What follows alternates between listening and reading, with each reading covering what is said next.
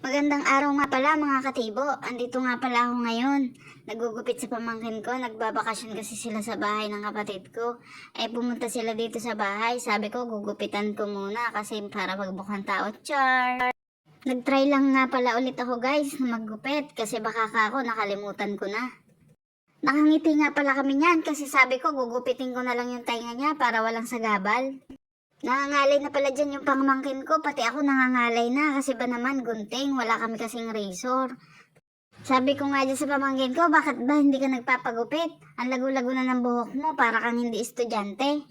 Ayaw pa nga pala niya magpagupit sa akin kasi baka daw hindi ako marunong, kalbuhin ko lang daw siya. Niloloko ko nga pala ang pamangkin ko, sabi ko hala may poknat, makakalbo ko na yata to. At isa pang biro, hala, nagmumukha ka ng tao, kanina hindi pa. Ganito na nga pala yung banding ko sa mga pamangkin ko, yung maisipan kong gupitan sila pag malagong buhok nila, lalo na minsan nakikipaglaro pa ako. Mahilig ako maggupit guys, kasi mahilig din ako magpagupit ng buhok ko, ngayon lang ako hindi makapagpagupit for the meantime.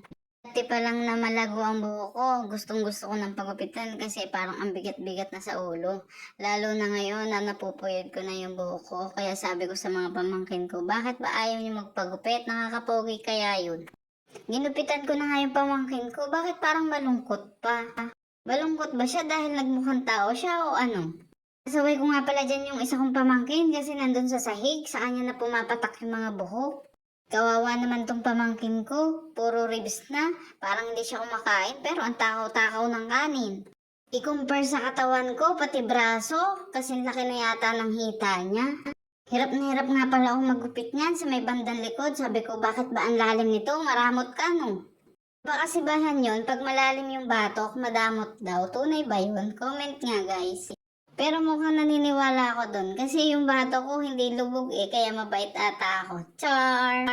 Pinaling ko nga pala ulo ng pamangkin ko. Sabi ko, dito ka nga tumingin. Nahihirapan ako sa gilid. Gupitin ko na yung tenga mo. Napatingin naman siya sa camera. O, taba, laki ng mata. Titig na titig pa siya. Pagpasensyahan nyo na po yung nakikita yung kilikili ko. Di pa po kasi ako nakakaligo nung time na yan. Minamadali ko nga pala yung paggugupit ko kasi nangangati na raw siya. Sabi ko, maligo ka na lang pagtapos. Tayo pa nga niyang maligo. Sabi ko, ano ka ba, kambing? Ang dami-daming tubig sa CR. Masaya na naman ako, nagamit ko na naman yung talent ko. Char! Ito na nga pala pagkatapos niyang maligo. Pasensya na po sa gupit ko, tamang trip lang. Bye-bye!